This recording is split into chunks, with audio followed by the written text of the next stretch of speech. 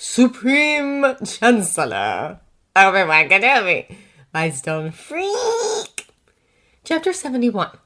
Jocasta Nu speaks with Yoda. Jocasta Nu has been the head librarian of the Jedi Temple for many years now. There is no one who knows the temple library and its different ways of searching for information better than she does. No one who knows the contents of this library better than she does. Now, of course, she has looked for someone to take over after her, but so far she's only narrowed it down to a few possible candidates. So, Jocasta is a librarian, a scholar, and a researcher. She is not, however, a mind healer or a healer of any sort. However, Jocasta Nu also grew up with Yon Dooku, and as one of his best friends, oh, how it grieves her what he has become. She became very familiar with the feeling of anxiety in the Force. After all, Yon was an absolute perfectionist, and somehow, despite how smart he was, stupid enough to believe that Master Yoda wanted him to be perfect. Whenever he had a score on a test that was less than 100%, he'd visit her in the library, the Force around him swirling with anxiety as he babbled on about how Master Yoda would surely be angry because he only got a 99% score on his astronavigation exam. Of course, she'd smack him over the head, tell him to talk to his damn master about it instead of fretting, and then send him on his way. Lo and behold, a few hours later, he'd be back, anxiety gone, laughing and embarrassed about how ridiculous he'd been because, of course, Master Yoda's reaction to Dooku's scores was never anything besides joy and pride. Yon had been an anxious perfectionist for a long time, until he outgrew it. Well, mostly outgrew it, at least. The anxiety mostly went away, and he became more self-assured. Sometimes she wonders if his occasional bouts of arrogance was overcompensation for anxiety. Still, their childhood taught Jocasta how to recognize fear and anxiety in the Force very well, even when the person feeling it is trying to shield it from their surroundings out of politeness.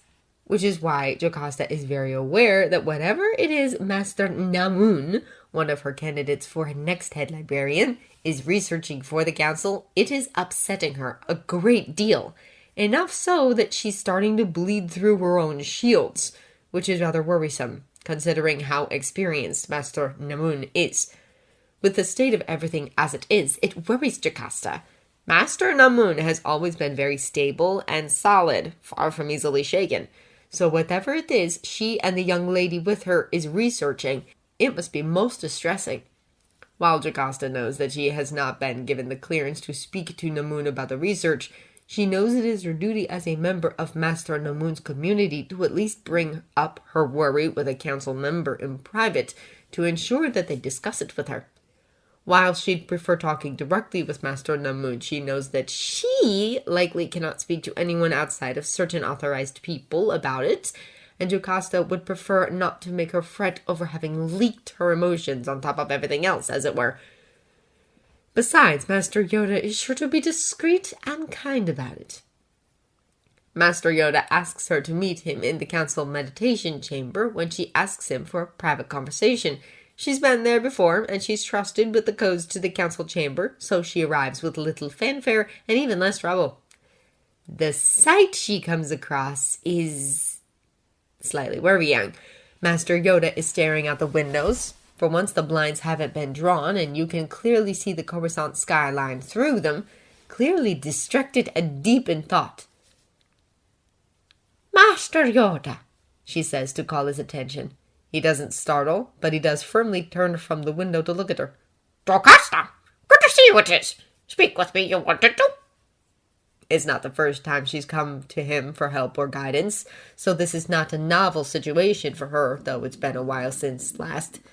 A perk of being friends with Yon had been a more direct route to the old master if she felt she needed more guidance than her own master could give. It was rare, certainly, but it happened. "Yes, master, it's on a sensitive subject, so I'd like to request you keep it to yourself, unless absolutely necessary." "Daughter, I will, unless reason to do otherwise. I have," he says, always giving himself an out should he be given disturbing news that should not be kept secret. "Very well." She takes a seat on one of the nearby meditation pillows and centers herself. "I know the council has tasked Master Namun with a research mission.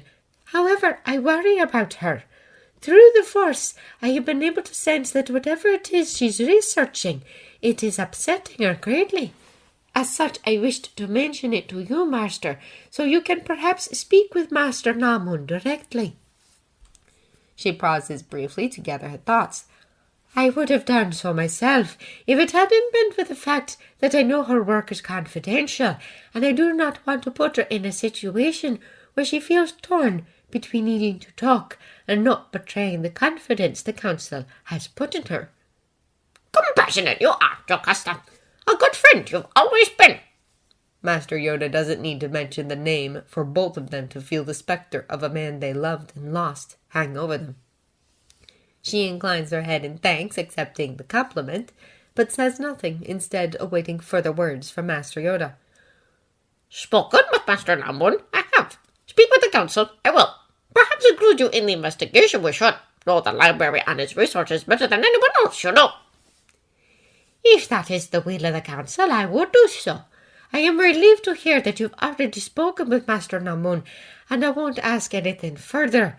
I understand that you would not speak of private conversations."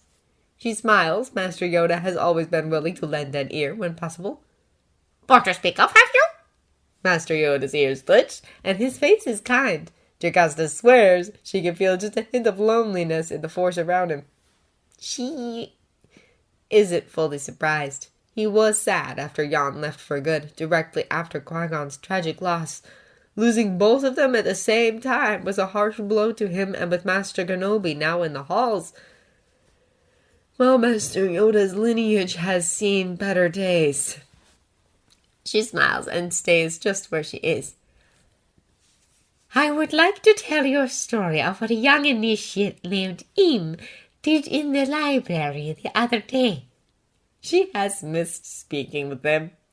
As she takes a seat in Master Yoda's room, she smiles to herself. The only thing still missing is a man who will never return.